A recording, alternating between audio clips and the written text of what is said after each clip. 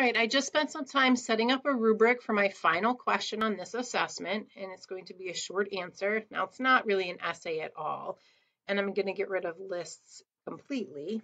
Okay, I want students to name an organelle present only in animal cells and describe the function of that organelle.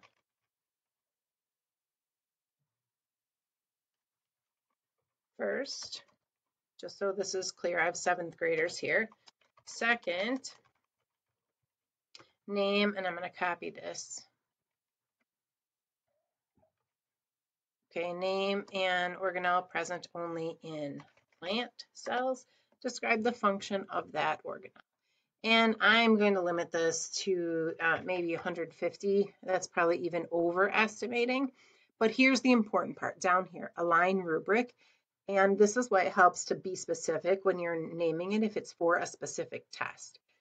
I'm going to click plant and animal cells. It's going to show me the parts of the rubric, okay, that I have.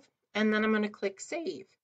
And now I have a question that has, and you can tell, it has a rubric attached to it. Now I'm going to change the point value, okay? And I have 8 points in that rubric, but for this assessment, I'm only going to translate that into 4 points. So it's going to do an even calculation for me, all right, so that each one is only going to be